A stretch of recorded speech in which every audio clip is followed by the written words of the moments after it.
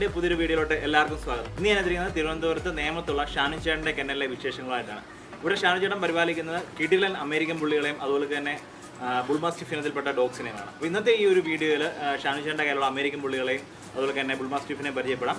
അപ്പോൾ എന്തൊക്കെയാണ് നമുക്ക് കണ്ടു നോക്കാം. നമസ്കാരം, എൻ്റെ പേര് ഷാനു എന്നാണ്. ഷാനു മാർട്ടിൻ. ഞാൻ തിരുവനന്തപുരത്ത് നേമം സ്വദേശിയാണ്. ഞാനിപ്പോൾ കീപ്പ് ചെയ്യുന്നതെന്ന് പറയുന്നത് എൻ്റെ കയ്യിൽ 3 ബുള്ളീസ് ഉണ്ട്, പിന്നെ ഒരു ബുൾ മസ്റ്റിഫ് ഉണ്ട്. ഇതാണ് എൻ്റെ പെറ്റ് ഡോഗ്സ് ആയിട്ടുള്ളത്. അപ്പോൾ അവരുടെ വിശേഷങ്ങളാണ് ഇന്ന് ഞാൻ പറയാൻ ഉദ്ദേശിക്കുന്നത്. ആദ്യം ഒരു പോക്കറ്റ് ഉണ്ടായിരുന്നു. അവനെ എനിക്ക് അധികം എന്ന് വെച്ചാൽ ഇവൻ വന്നപ്പോൾ ഓൾമോസ്റ്റ് എൻ്റെ ബുൾ മസ്റ്റിഫും കൂടെ കൂട്ടി 3 ഡോഗ്സായി.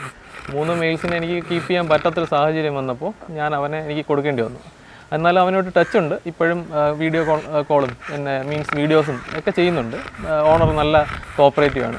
എന്താവശ്യം അവൻ്റെ ഓരോ അപ്ഡേറ്റ് എനിക്ക് കിട്ടുന്നുണ്ട്. അതിൽ ഞാൻ സാറ്റിസ്ഫൈഡ് ആണ്. ഇവനാണ് എൻ്റെ എന്താ പറയുക, ഞാനെന്ന വ്യക്തി ഇപ്പോൾ അറിയപ്പെടുന്നത് ഇവനിലൂടെയാണ്.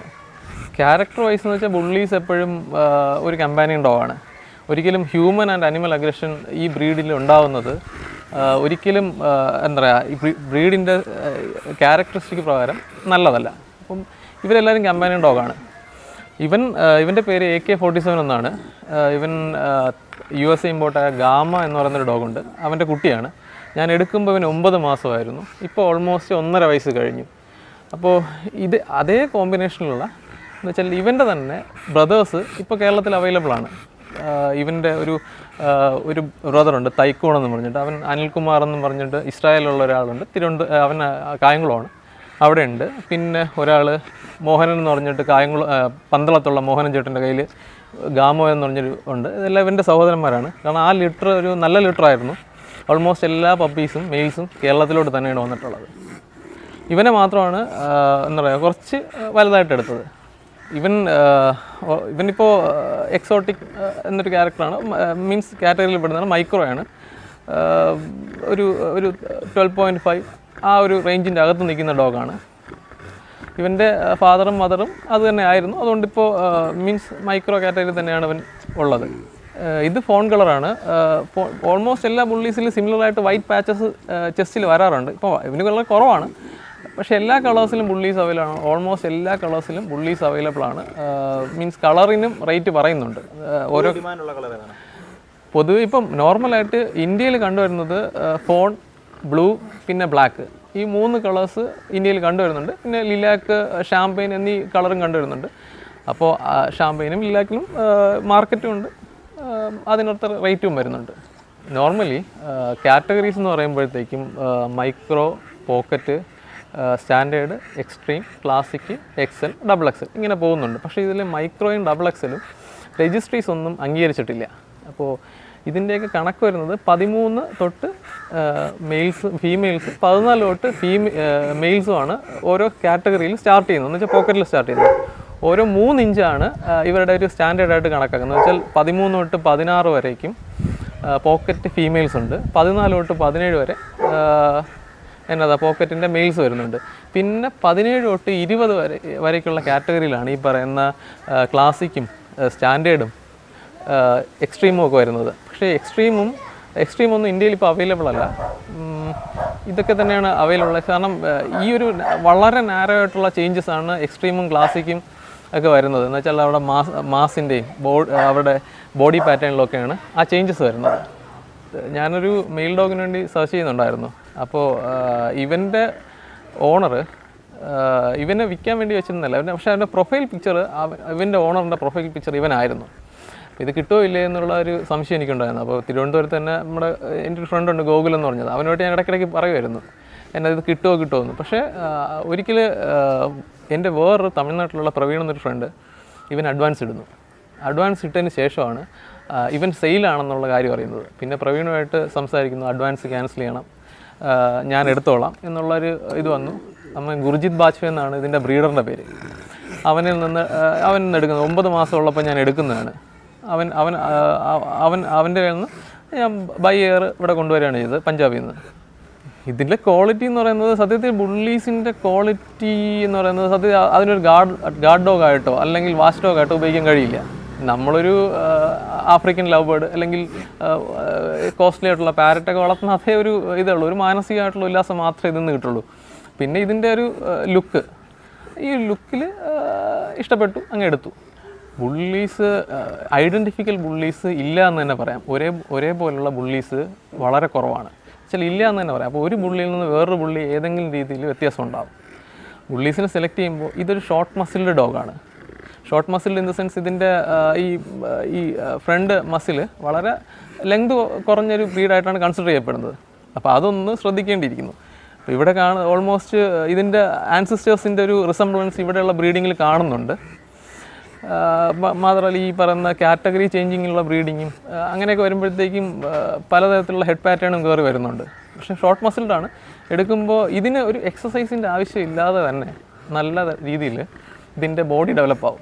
അത് തന്നെയാണ് ഇതിൻ്റെ ഒരു പ്രത്യേകത. ഒരു വർക്കിംഗ് ഡോഗൊന്നും അല്ല, എന്നാലും ഇത് നിന്ന നിൽപ്പിൽ അതിൻ്റെ ബോഡീസ് ഡെവലപ്പ് ആവും. ഇവനെയൊന്നും ഞാൻ എൻ്റെ ടൈറ്റ് ഷെഡ്യൂളിൽ വളരെ കുറച്ച് മാത്രമേ പുറത്ത് ഓടി നടക്കാറുള്ളൂ. രാത്രിയൊക്കെ തുറന്നു വിടും, രാവിലെയും വൈകുന്നേരവും ഒരു ദിവസത്തിൽ ഒരു 10-12 മണിക്കൂർ ഇവൻ ഫ്രീ ആയിരിക്കും. 10-12 അല്ല, അതിൽ കൂടുതൽ. പക്ഷേ എന്നാലും അവനൊരു വർക്കൗട്ടൊന്നും കൊടുക്കാറില്ല. ഞാൻ എൻ്റെ ഒരു ഡോഗിനും വർക്കൗട്ട് കൊടുക്കാറില്ല. അവർ ഇതിൻ്റെ അകത്ത് തന്നെ ഓടി കിടക്കുവാണ്. നാച്ചുറലായിട്ട് എന്താണ് അവരുടെ ശരീരത്തിൽ ഉണ്ടാകുന്നതെല്ലാം ഇതിൻ്റെ ബ്ലഡ് ലൈനിൽ നിന്നുള്ളതാണ്. ഒന്നും ഞാൻ സെപ്പറേറ്റ് ഒന്നും ചെയ്തിട്ടൊന്നുമില്ല. പക്ഷേ നമ്മൾ ബുള്ളീസിനെ കീപ്പ് ചെയ്യുമ്പോൾ എന്തോ കാര്യങ്ങളാണ് ശ്രദ്ധിക്കുന്നത്?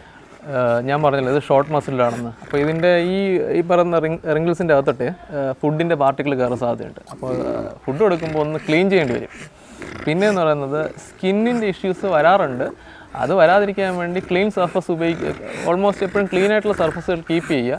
പിന്നെ മോയ്സ്ചർ കണ്ടൻറ്റ് അധികം ഇവരുടെ ശരീരത്തിൽ പറ്റാണ്ടിരിക്കുക. പിന്നെ ഉള്ളതെന്ന് പറയുന്നത് ഈ ഷോർട്ട് മസിൽഡ് ഉണ്ട് തന്നെ ഈ പറയുന്ന ബ്രീത്തിങ് ഇഷ്യൂസ് വരാനുള്ള ചാൻസസ് ഉണ്ട്. ബ്രീത്തിങ് ഇഷ്യൂ ചിലപ്പോൾ ഓവർ ഹീറ്റ് ആണെങ്കിൽ ഹീറ്റ് സ്ട്രോക്ക് ഒക്കെ വരാനുള്ള സാധ്യതയുണ്ട്. അപ്പം AC ഒന്നും പ്രിഫർ ചെയ്യുന്നില്ല, കാരണം എൻ്റെ വീട്ടിൽ ഞാൻ പുറത്ത് തന്നെ ഇട്ടിരിക്കുന്നത്. വളരെ നോർമലായിട്ടുള്ള ഡോഗിനെ കീപ്പ് ചെയ്യുന്ന കണക്കാണ്. പക്ഷേ എൻ്റെ കേജസിൻ്റെ ചുറ്റും മരങ്ങളൊക്കെ ഞാൻ വെച്ച് പിടിപ്പിച്ചിട്ടുണ്ട്. ഒരു കുറച്ച് തണുത്ത രീതിയിലാണ് വെച്ചിരിക്കുന്നത്. അങ്ങനെയൊക്കെ ഒന്ന് കീപ്പ് ചെയ്യാൻ ശ്രമിക്കുക. അല്ലാണ്ട് കൂടുതലായിട്ടുള്ള കെയറൊന്നും ആവശ്യമില്ല. എന്നാലും ചൂട് നിന്ന് അകറ്റി നിർത്തുന്നത് എപ്പോഴും ഉചിതമായിരിക്കും. ഫുഡ് ഇതിന് കൊടുക്കുന്ന സാധാരണ നോർമൽ ഫുഡിൽ അവർ ഓക്കെയാണ്. കാരണം പ്രോട്ടീൻ കണ്ടൻറ്റുള്ള ഫുഡ്സാണ് അവർ കൊടുക്കുന്നത് എപ്പോഴും ഉചിതം. കാരണം എന്ന് പറയുന്നത് നാച്ചുറലി ഇവരുടെ ബോഡി എന്ന് പറയുന്നൊരു മസ്കുലർ ബോഡിയാണ്. അതിന് അതേ സ്റ്റാൻഡേർഡിൽ കീപ്പ് ചെയ്യണമെങ്കിൽ പ്രോട്ടീൻ അമിതമായിട്ടുള്ള ഫുഡ് കൊടുക്കണം. ഇപ്പോൾ ഇവന് ഞാൻ കൊടുക്കുന്നത് വെച്ചാൽ രാവിലെ ഡോഗ് ഫുഡ് കൊടുക്കുന്നുണ്ട്. നോർമലായിട്ട് ഇപ്പോൾ നേരത്തെ കൊടുത്തുകൊണ്ടിരുന്നത് NNDയൊക്കെ പോലുള്ള ഫുഡ്സാണ്. ഇപ്പോൾ ഇവനൊരു ലെവലായതുകൊണ്ട് കുറച്ചും കൂടെ ഞാൻ കുറച്ചിട്ടുണ്ട്. പിന്നെ എഗ്സ് കൊടുക്കാറുണ്ട്. രാത്രി ചിക്കനും ചോറും തന്നെയാണ്. ഒരിക്കലും ഇതിൻ്റെ ഒന്ന് വയറ് 100% ഫില്ല് ചെയ്തിട്ട് വയ്ക്കരുത്. കാരണം ഗ്യാസ്ട്രിക് ഇഷ്യൂ അല്ലെങ്കിൽ ബ്ലോട്ടോ അങ്ങനെയൊക്കെ ഉണ്ടാകാൻ സാധ്യതയുണ്ട്. അപ്പോൾ അതിന് ദഹിക്കാൻ പറ്റുന്ന തരത്തിലുള്ള അത്രയും ക്വാണ്ടിറ്റി മാത്രം കൊടുത്തേച്ചാൽ മതി. ഇത് ഓവറായിട്ട് കൊടുത്തു എന്ന് പറഞ്ഞിട്ട് പട്ടി വേസ്റ്റായിട്ട് പോകത്തേ ഉള്ളൂ. ഇത് കൂടുതലൊന്നും അവരുടെ ശരീരത്തിൽ നിന്നും പിടിക്കത്തൊന്നുമില്ല. അതിന് ദഹിക്കാൻ പറ്റുന്ന രീതിയിലുള്ള വയറെപ്പോഴും ഒരു ഹാഫ് ഫിൽഡ് അത് മതി. അത് അത്രയും മതി. അല്ല കൂടുതലായിട്ട് നിറച്ച് വെച്ചെന്ന് പറഞ്ഞുകൊണ്ട് പട്ടി നന്നാവണമെന്നില്ല. ഇവനെ ഞങ്ങളുടെ കെന്നലിൽ കൊണ്ടുവരുന്നത്, കെന്നലായിട്ടല്ല വീട്ടിൽ കൊണ്ടുവരുന്നത്, വീട്ടിലൊരു സാധാരണ ബുള്ളി ഞാൻ എടുത്തായിരുന്നു. ആദ്യത്തെ ബുള്ളി നല്ലൊരു ബുള്ളിയായിരുന്നു. അവൻ പോക്കറ്റ് ടൈപ്പായിരുന്നു. അപ്പോൾ അതിൽ നിന്ന് നമുക്കൊരു വ്യത്യാസം ഇവൻ്റെ ഫേസിൻ്റെയും ഇവൻ്റെ മസ്കുലാരിറ്റിയൊക്കെ കണ്ടിട്ട് ഇഷ്ടപ്പെട്ട് കൊണ്ടുവന്നതാണ്. അപ്പം പൂർണ്ണമായിട്ടും എൻ്റെ ടൈറ്റായിട്ടുള്ള ഷെഡ്യൂളിൽ എനിക്കൊരു ആശ്വാസം കിട്ടി. ഇതിനെ കാണുമ്പോഴും വളർത്തുമ്പോഴും എൻ്റെ കുറച്ച് ബ്ലഡ് പ്രഷറും കാര്യങ്ങളൊക്കെ കുറയ്ക്കും. ഇവനൊക്കെ കാരണമാണ് കുറച്ച് ശാന്തനായിട്ടൊക്കെ നിൽക്കുന്നത്. കാരണം ബാങ്കിൽ വർക്ക് ചെയ്യുന്നതാണ്. അപ്പോൾ അതിൻ്റേതായ ടെൻഷനും കാര്യങ്ങളുണ്ട്. ഇതൊക്കെ ഉള്ളതുകൊണ്ടാണ് ടെൻഷനൊക്കെ ഒഴിവാക്കിയിട്ട് പോകുന്നത്. അല്ലാണ്ട് വേറെ ഒരു മോണിറ്ററി ബെനിഫിറ്റൊന്നും ഇതൊന്നും കിട്ടത്തൊന്നുമില്ല. ഒരുപാട് ആൾക്കാർ ഇവൻ്റെ പപ്പീസിനോട് വിളിക്കാറുണ്ട്. അപ്പോൾ ഇവൻ്റെ പപ്പീസ് എനിക്ക് കൊടുക്കണമെന്ന് ആഗ്രഹമുള്ളതുകൊണ്ട് പിന്നെ പുറത്തുനിന്ന് ഞാൻ കൂടുതൽ മേറ്റിങ് അങ്ങനെയുള്ളതൊന്നും എക്സ്പെക്റ്റ് ചെയ്യാത്തതുകൊണ്ടും ഞാൻ തന്നെ ഫീമെയിൽസിനെ കീപ്പ് ചെയ്തിരിക്കുകയാണ്. അപ്പോൾ അതിൻ്റെ ആ ഫീമെയിൽസിൽ നിന്ന് ഓരോ കാലങ്ങളിൽ നിന്നുണ്ടാകുന്ന പപ്പീസ് മാത്രമേ എനിക്ക് കൊടുക്കാൻ കഴിയുള്ളൂ. ഇവളുടെ പേര് ഡൈനാമൈറ്റ് എന്നാണ്. തായ്ലൻഡ് ഇമ്പോർട്ടായ എക്സ്റ്റസിയുടെ കുട്ടിയാണ്. രാഹുൽ പുള്ളിക്കാമ്പ് എന്നാണ് ഇതിൻ്റെ ബ്രീഡറിൻ്റെ മെയിൻ സ്കെനലിൻ്റെ പേര്. അപ്പോൾ ഇവിടെ ഞാൻ എടുക്കുന്നത് 2 മാസത്തിലാണ്. ഇപ്പോൾ ഓൾമോസ്റ്റ് 8 months കഴിഞ്ഞു. വൺ ഓഫ് ദ ഷോർട്ടസ്റ്റ് ആണ്, മൈക്രോ ആണ്. ഇത് തന്നെ പപ്പി സ്റ്റേജിൽ ഞാൻ ഇവിടെ കൊണ്ടുവരുന്നതാണ്. അപ്പോൾ ഇപ്പോൾ ഓൾമോസ്റ്റ് 8 months കംപ്ലീറ്റ് ചെയ്ത് നിൽക്കുവാണ്. മെച്യൂരിറ്റി സ്റ്റേജിലോട്ട് എത്തിയിട്ടുണ്ടെന്ന് പ്രതീക്ഷിക്കുന്നു. ഇവൻ ഫസ്റ്റ് ഹീറ്റ് എന്തായാലും ഞാൻ എടുക്കില്ല, കാരണം അൺഹെൽത്തിയാണ്. ഫസ്റ്റ് ഹീറ്റിലൊരു ഫീമെയിലിനെ മേറ്റ് ചെയ്യിപ്പിക്കുന്നത് വളരെ അൺഹെൽത്തിയാണ്. ഫസ്റ്റ് ഹീറ്റൊന്നും എടുക്കില്ല. സെക്കൻഡ് ഹീറ്റ് മീൻസ് അവർക്ക് ആരോഗ്യവും കാര്യങ്ങളൊക്കെ ഉണ്ടെങ്കിൽ സെക്കൻഡ് ഹീറ്റ് എടുക്കുക. ഇത് ബ്ലാക്കാണ്. മീൻസ് നേരത്തെ പറഞ്ഞ കണക്ക് തന്നെ മാർക്കിങ് ഇവക്കും പാച്ചസ് ഉണ്ട്, വൈറ്റ് പാച്ചസ് ഉണ്ട്. പാച്ചസ് എന്ന് പറഞ്ഞാൽ വൈറ്റ് തന്നെ ആവണമെന്നില്ല, വേറെയും പാച്ചസ് വരാം. കളറ് ബ്ലാക്കാണ്. ഇവിടെ ബ്ലാക്ക് വരുമ്പോഴത്തേക്കും ഒരുപാട് നമ്മളെ സ്കിന്നിൽ എന്തെങ്കിലും ചെറിയൊരു പാച്ചസ് ഉണ്ടെങ്കിൽ നമുക്കറിയാം, ഭയങ്കരമായിട്ട് പ്രൊജക്റ്റ് ചെയ്ത് കാണിക്കും. അപ്പോൾ അതാണ് ബ്ലാക്കിൻ്റെ ഒരു ഡീമെറിറ്റ് എന്ന് പറയുന്നത്. മെച്യൂരിറ്റി എന്ന് പറഞ്ഞാൽ നേരത്തെ പറഞ്ഞില്ല, പലതരത്തിലുള്ള വലിപ്പത്തിൽ അമേരിക്കൻ ബുള്ളീസ് അവൈലബിൾ ആണ്. അപ്പോൾ ഓരോ വലിപ്പത്തിനും ഓരോ മെച്യൂരിറ്റി സ്റ്റേജാണ്. പ്രിഫറബിളി ഒരു 1.5 വയസ്സിന് ശേഷം മെയിൽസിനെ യൂസ് ചെയ്യുന്നതും ഒരു സെക്കൻഡ് ഹീറ്റ് തൊട്ട് ഫീമെയിൽസിനെ യൂസ് ചെയ്യുന്നതൊക്കെ ആയിരിക്കും എപ്പോഴും നല്ലത്. പലപ്പോഴും ഇതിന് ലോങ് ഹീറ്റ് മീൻസ് വരാറുണ്ട്. ഫീമെയിൽ ഫസ്റ്റ് ഹീറ്റ് വരുന്നതിന് ഒരു 10 മന്ത്സിലൊക്കെയാണ് വരാറുള്ളത്. അപ്പം അങ്ങനെയൊക്കെ വരുമ്പോഴത്തേക്കും ബ്രീഡേഴ്സിനെ സംബന്ധിച്ചിടത്തോളം നഷ്ടമാണ് എല്ലാവരും. അതുകൊണ്ട് പലപ്പോഴും എൻ്റെ പാൻ ഇന്ത്യയിൽ കാണുന്നൊരു പ്രവണത എന്ന് വെച്ചാൽ ഫസ്റ്റ് ഹീറ്റ് തന്നെ ഫീമെയിൽസിന് എടുക്കുകയാണ്. അപ്പോൾ അതൊരു അൺഹെൽത്തി ആണത്. അത് പ്രോബബ്ലി അത് എൻ്റർടൈൻ ചെയ്യാൻ പാടില്ല. അത് ഇതിൻ്റെ ഹൈറ്റ് വളരെ കുറവായതുകൊണ്ടും മീൻസ് ഷോർട്ട് മസിൽഡ് ഡോഗ്സ് ആയതുകൊണ്ടും വളരെ നാച്ചുറലായിട്ടുള്ള മീറ്റിംഗ് പലപ്പോഴും പോസിബിൾ ആവാറില്ല. കാരണം പെട്ടെന്ന് മെയിൽസിനൊന്നും പിടിച്ചിരിക്കാൻ പറ്റില്ല, പൊക്കം കുറവല്ല, അൺഹെൽത്തി അതുകൊണ്ട് എപ്പോഴും ആർട്ടിഫിഷ്യലാണ് കോമൺലി മൈക്രോസിലും ചിലപ്പോൾ ലോ പോക്കറ്റ്സിലൊക്കെ കണ്ടുവരുന്നത്. അപ്പോൾ ബ്രീഡിങ് ടൈമും ചിലപ്പോൾ കോംപ്ലിക്കേഷൻ ഉണ്ടാകാൻ വഴിയുണ്ട്. ഇപ്പോൾ ഇതിൻ്റെ ഹൈറ്റും കാര്യങ്ങളൊക്കെ കുറവായുണ്ട് ഒരു 80%ഓളം സി സെക്ഷൻ തന്നെയായിരിക്കും പ്രിഫർ ചെയ്യുന്നത്. കാരണം പലപ്പോഴും ഇതിൻ്റെ പപ്പി കോസ്റ്റും ബ്രീഡറിനെ അന്തമാക്കാറുണ്ട്. കാരണം ഒരു പപ്പി നഷ്ടപ്പെട്ടാൽ അവർക്ക് ലക്ഷങ്ങളാണ് നഷ്ടം വരുന്നത്. അപ്പോൾ അങ്ങനെ വരുമ്പോഴത്തേക്കും എല്ലാ ബ്രീഡേഴ്സും സി സെക്ഷൻ തന്നെയായിരിക്കും പ്രിഫർ ചെയ്യുന്നത്. ഹെൽത്തി ആയിട്ടുള്ള ഫീമെയിലിൽ നിന്നാണ് പപ്പീസ് എടുക്കുന്നതെങ്കിൽ ഒരു 5 to 8 പപ്പീസൊക്കെ കിട്ടും. അല്ലാണ്ട് 11 പപ്പീസും 12 പപ്പീസും വരുന്ന കേസും കണ്ടിട്ടുണ്ട്. എന്നാലും മൈക്രോസിൽ ഓൾമോസ്റ്റ് ഒരു 5-6 അതൊക്കെ തന്നെ പ്രതീക്ഷിച്ചാൽ മതി. പപ്പീസിന് എപ്പോഴും നമ്മളൊരു എടുക്കുക എന്നുള്ളതെന്ന് പറഞ്ഞാൽ അതിൻ്റെ സ്ട്രക്ചറൽ ഡെവലപ്മെൻറ്റ് ചെയ്തതിന് ശേഷം ഒരു 3 മന്ത്സിന് അപ്പുറം, പക്ഷേ അത്രയും മന്ത്സിലൊന്നും ഒരു ബ്രീഡറും കയ്യിൽ വയ്ക്കില്ല. ഒരു 3 മന്ത്സിന് ശേഷം മാത്രമേ അറിയാൻ കഴിയുള്ളൂ ഇത് ഏത് സ്റ്റാൻഡേർഡിലോട്ടൊക്കെ പോകാൻ സാധ്യതയുണ്ടെന്ന്. അല്ലെങ്കിൽ മൈക്രോ ആയിട്ട് മേറ്റ് ചെയ്താലും നമുക്കൊരിക്കലും എന്താ പറയുക മൈക്രോ തന്നെ കിട്ടണമെന്നൊന്നും പറയാൻ കഴിയില്ല. ഇപ്പോൾ കാരണം എന്ന് വെച്ചാൽ ഇന്ത്യക്കകത്ത് അങ്ങനെ ഈ സ്കെയിലൊക്കെ വെച്ചിട്ട് സ്കെയിൽ ചെയ്തിട്ടുള്ള ബ്രീഡിംഗ് ഒന്നും നടക്കുന്നില്ല. അവർ മെയിൽ ആരെങ്കിലും കൊണ്ടുവന്നു കഴിഞ്ഞാൽ ഇത്ര എക്സ്പെൻസീവായ മെയിൽ കൊണ്ടുവന്നാൽ പൈസ പെട്ടെന്ന് കിട്ടാൻ വേണ്ടി മാക്സിമം കിട്ടുന്ന ഫീമെയിൽസിനെല്ലാം മേറ്റ് ചെയ്യുക. അതിനുശേഷം മെയിലിൻ്റെ പേര് പറഞ്ഞ് ലിറ്റേഴ്സിനെ വിറ്റഴിക്കുക. അതാണ് നടക്കുന്നത്. പക്ഷേ ആരും ഈ ഫീമെയിൽ സ്റ്റോക്കിനെ കുറിച്ച് ചിന്തിക്കുന്നേ ഉണ്ടാവില്ല. കാരണം നല്ലൊരു ഫീമെയിൽ സ്റ്റോക്കിൽ നിന്ന് മാത്രമേ നല്ല പ്രോജനീസ് ഉണ്ടാവുള്ളൂ. ആ ഒരു കൺസേണിലാണ് എൻ്റെ കയ്യിലുള്ള 2 ഫീമെയിൽസിനെ ഞാൻ എടുത്തിരിക്കുന്നത്. മീൻസ് എൻ്റെ കയ്യിൽ നിന്ന് പോകുമ്പോഴത്തേക്കും എന്തെങ്കിലും എനിക്ക് ചെയ്യാൻ ഒരു ബിസിനസ് അങ്ങനെയുള്ളതൊന്നുമല്ല, ഇങ്ങനെ അവൻ്റെ പപ്പീസിന് വേണ്ടി എല്ലാവരും ചോദിച്ചപ്പോൾ എടുത്തതാണ്, ഒരു സന്തോഷത്തിന് വേണ്ടി മാത്രം. ഇപ്പോഴും ക്വാളിറ്റിയാണ് പ്രൈസിങ്ങിന് മീൻസ് ക്വാളിറ്റി ഉള്ളതിന് എപ്പോഴും നല്ല പ്രൈസിങ് ഉണ്ടാവും. അപ്പോൾ ഒരു ഈ നേരത്തെയുള്ള മാർക്കറ്റ് ആണെങ്കിൽ 30,000 to ഒരു 2.5 lakhന് മേലെയൊക്കെ പോകാറുണ്ട്. പക്ഷേ ഇപ്പോഴത്തെ ഈ ലോക്ക്ഡൗണിനൊക്കെ ശേഷം പ്രൈസിങ് ആകെ മാറിയിട്ടുണ്ട്. ഇപ്പോൾ ക്വാളിറ്റി എന്ന് പറയുന്നത് വെറും പാർസൽ മാത്രമാണ്.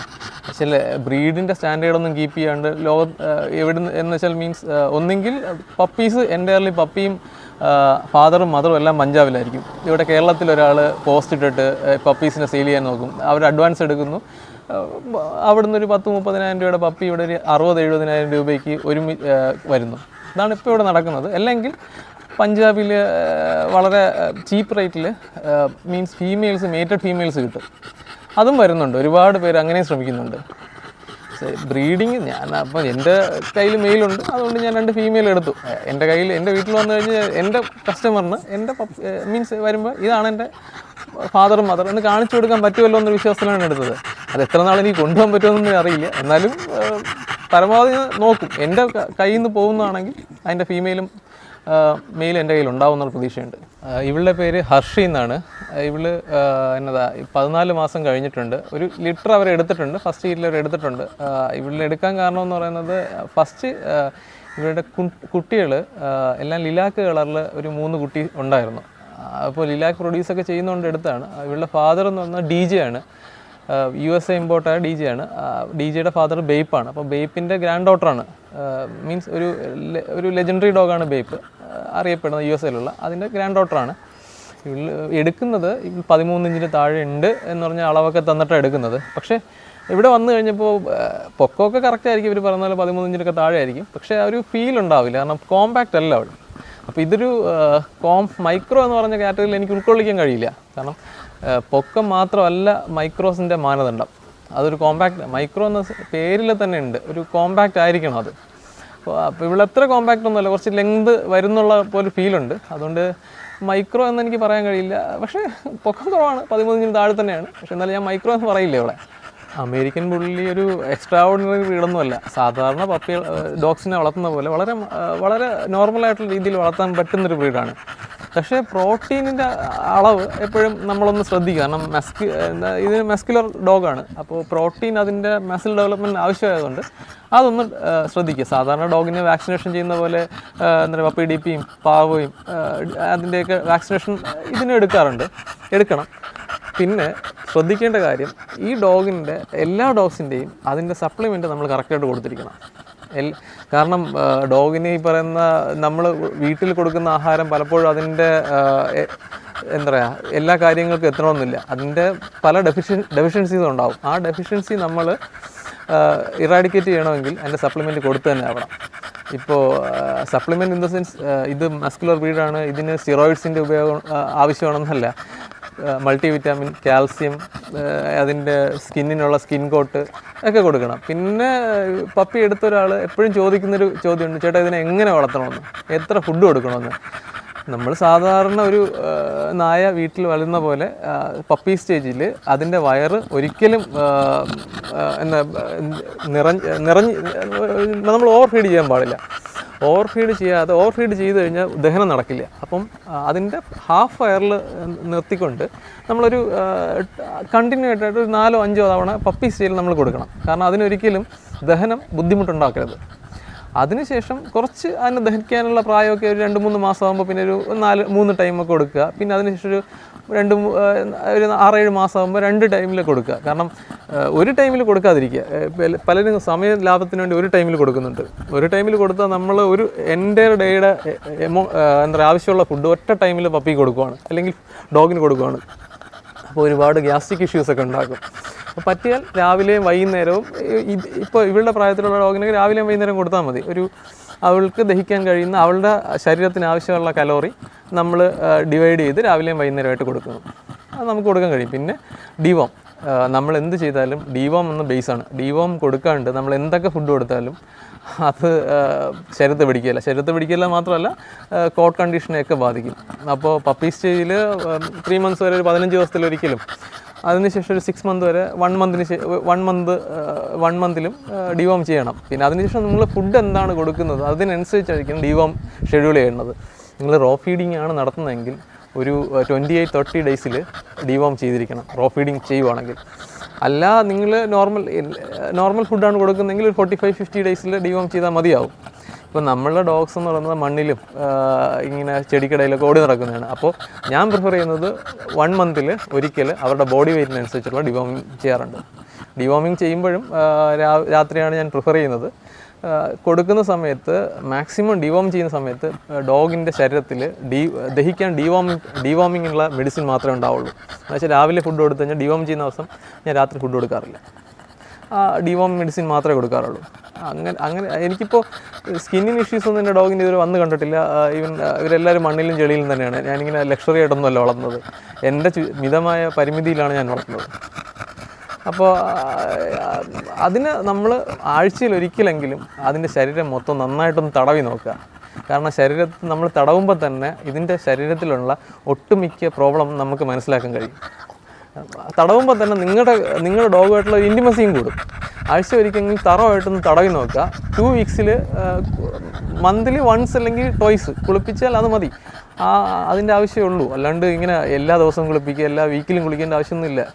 ഒരു 2 മാസത്തിൽ 2 പ്രാവശ്യമോ മാസത്തിലൊരിക്കലോ കുളിപ്പിച്ചാൽ മതി. കാരണം കൂടുതൽ കുളിപ്പിക്കുന്നുണ്ട് ഇവരുടെ ശരീരത്തിലുള്ള നാച്ചുറലായിട്ടുള്ള പല സാധനങ്ങളും നഷ്ടപ്പെടത്തേ ഉള്ളൂ.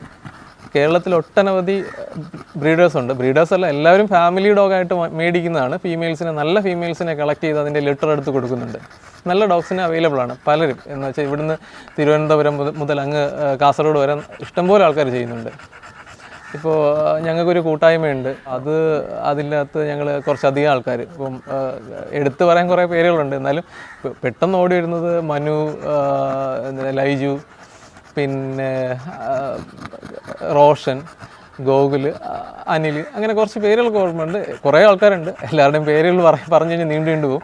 അവരെല്ലാം നന്നായിട്ടൊക്കെ മീൻസ് ഈ ബ്രീഡിൻ്റെ എല്ലാവരും ഒരു ബ്രീഡേഴ്സ് അല്ല, എല്ലാവരും അവരവരുടെ പ്രൊഫഷനിൽ പല പ്രൊഫഷനിലുള്ളവരാണ്. അവരെല്ലാവർക്കും ഇതിനോടുള്ള സ്നേഹം മൂലം ഞങ്ങളെല്ലാം ഒന്നിച്ചതാണ്. അപ്പോൾ സമൂഹത്തിൻ്റെ പല തലത്തിലുള്ളവർ ഞങ്ങളെല്ലാവരും ഒരു ഫ്രെയിമിൽ കൊണ്ടുവന്നതാണ് ഈ പറയുന്ന ബുള്ളീസ്. അപ്പോൾ അതും ഇതിൻ്റെ ഒരു ഭാഗമാണ്. ഞങ്ങളുടെ ഒരു ഫ്രണ്ട്ഷിപ്പിൻ്റെ ഭാഗം കൂടെയാണ് ബുള്ളി. ഞങ്ങളുടെ ഒരു ഹെൽത്തി കോമ്പറ്റീഷൻ ഉണ്ട്. ഇപ്പോൾ അവരൊരു നല്ല ഒരു ഫീമെയിൽ കൊണ്ടുവരുമ്പോൾ എനിക്കും തോന്നും ഇതിനെക്കാട്ടും നല്ല നമുക്കും കൊണ്ടുവന്നൂടെ, നല്ല ബ്ലഡ് ലൈൻ. അങ്ങനെ ഒരു കോമ്പറ്റീഷൻ നടന്നിട്ട് ഇപ്പോൾ കേരളത്തിൽ ഇഷ്ടം പോലെ നല്ല ലൈനും നല്ല എന്താ പറയുക മെയിൽസും ഒക്കെ ഉണ്ട്. അപ്പോൾ അതിനുള്ള ലിറ്റേഴ്സ് ഇപ്പോഴും അവൈലബിൾ ആണ്. ഇനി വരും കാലങ്ങളിൽ ഇഷ്ടം പോലെ ഉണ്ടാവും. ഏറ്റവും ജെന്യൂനായിട്ടൊരു ബ്രീഡറിനെ കണ്ടെത്തുകയാണ് ഇതിൽ ഏറ്റവും വലിയ ടാസ്ക്.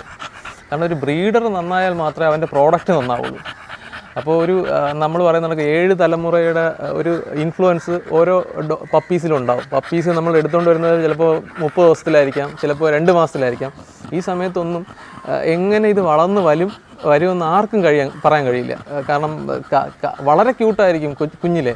അതിനുശേഷം ബ്രീഡറിനെ പറ്റിക്കാൻ പറ്റുന്നൊരവസ്ഥ എന്ന് വെച്ചാൽ ഒരു 4 തൊട്ട് 6-7 മാസം വരേക്കും ബ്രീഡർ പറയും അതിൻ്റെ ലാഗി സ്റ്റേജിലാണ് പപ്പീസ് എന്ന് പറയും. കാരണം അതിൻ്റെ ബോൺ ഡെവലപ്മെൻറ്റ് നടക്കുന്ന സമയമാണ്, വളരെ ലീനൊക്കെ ആയിട്ട് തോന്നാം. ആ സമയത്ത് ബ്രീഡർ പറയും അത് വലുതാകുമ്പോൾ നന്നാവും. നമ്മൾ കാത്തിരിക്കും. പിന്നെ നമ്മളൊരു ഫാമിലിയുടെ ഭാഗമാകുമ്പോൾ പലപ്പോഴും നമ്മുടെ ഫാമിലിയിലുള്ള മെമ്പറിനെ തള്ളി പറയാൻ പറ്റാത്ത അവസ്ഥയെത്തും. അതാണ് എന്താ പറയുക ഒരു ഫേക്ക് ബ്രീഡറിൻ്റെ വിജയവും. അവർ കൊടുത്തു കഴിഞ്ഞ സാധനം 10 മാസം കഴിഞ്ഞാൽ പിന്നെ പപ്പി എന്തായാലും കൊടുക്കില്ല ആരും. ഞാൻ വളർത്തുന്ന കൊണ്ടുവന്നു, ഞാൻ വളർത്തിയ പട്ടി ഒരു ഡോഗ് ഒരു 10 മാസം കഴിഞ്ഞ് എൻ്റെ കൂടെ നിൽക്കുവാണെങ്കിൽ അതിനെന്തായാലും കൈവിട്ട് കളയില്ല. അതിനു വേണ്ടിയാണ് അവർ ഈ കാറ്റഗറി കൊച്ചിൽ അതിനൊരു കാറ്റഗറി ഫിക്സ് ചെയ്താൽ കൊടുക്കുവാണ്.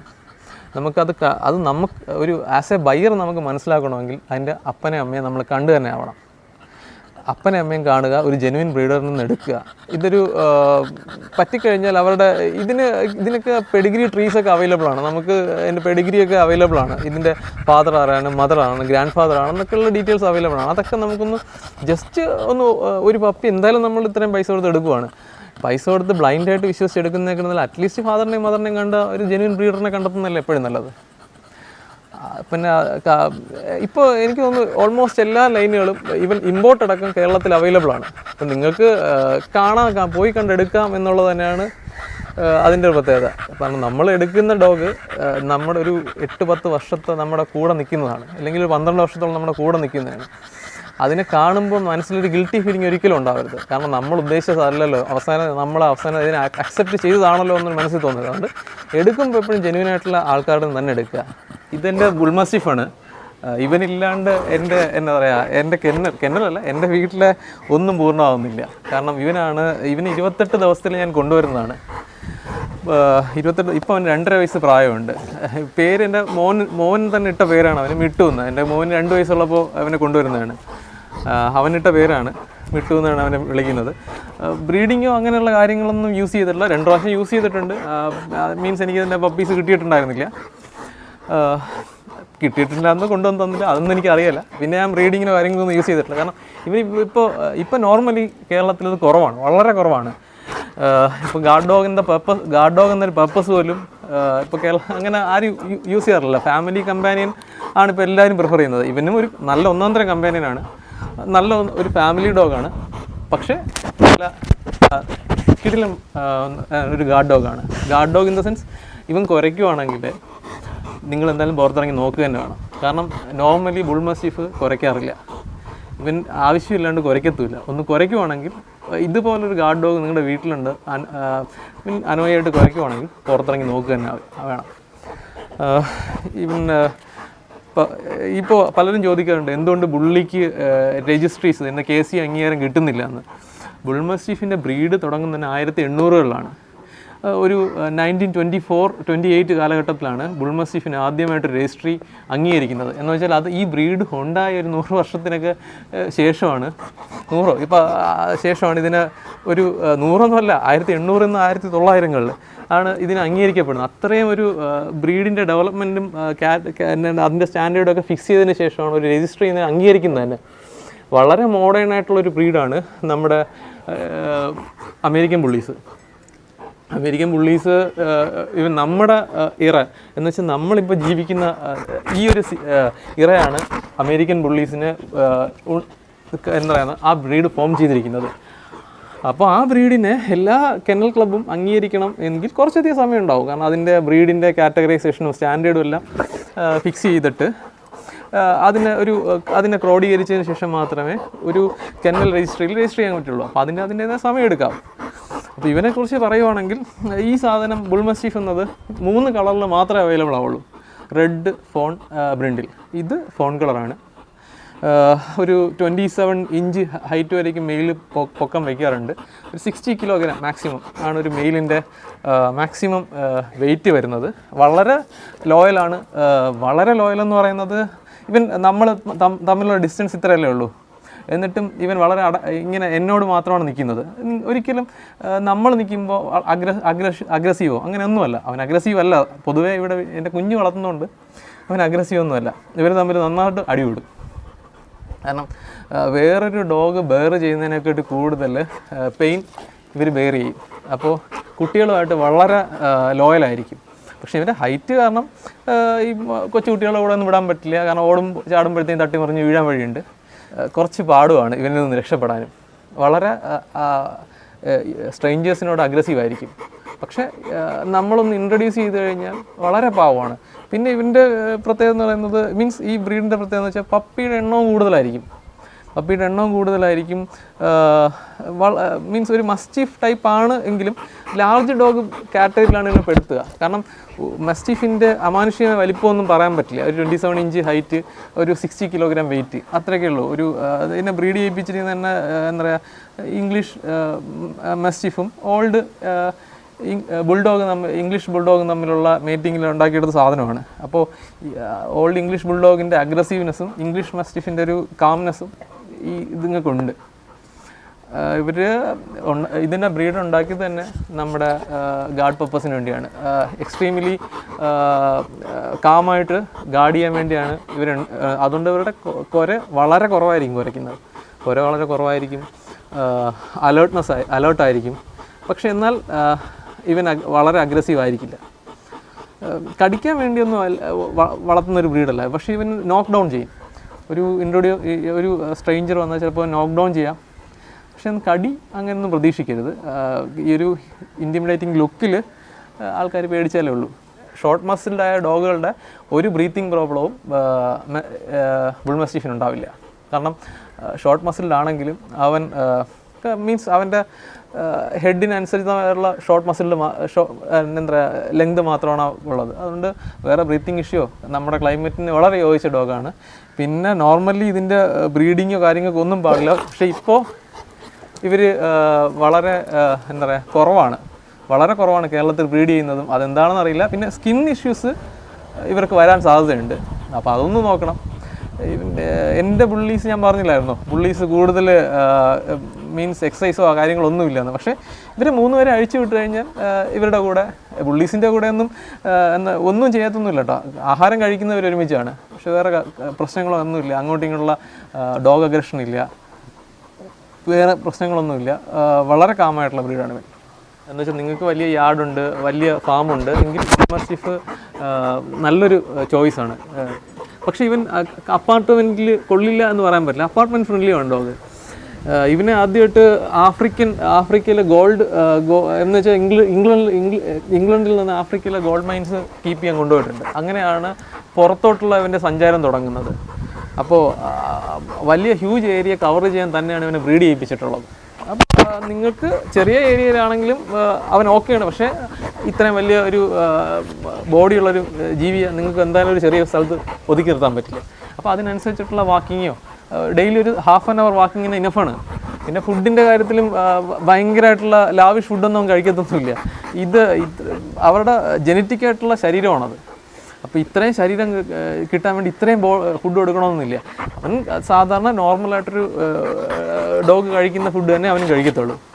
അപ്പോൾ നിങ്ങൾക്ക് വലിയ സ്ഥലമുണ്ട്, നിങ്ങൾക്ക് ഇവന് സ്പെൻഡ് ചെയ്യാൻ സമയമുണ്ടെങ്കിൽ ഏറ്റവും ബെറ്റർ ആയിട്ടുള്ളൊരു ഗാർഡ് ഡോഗാണ് ബുൾ മാസ്റ്റിഫ്.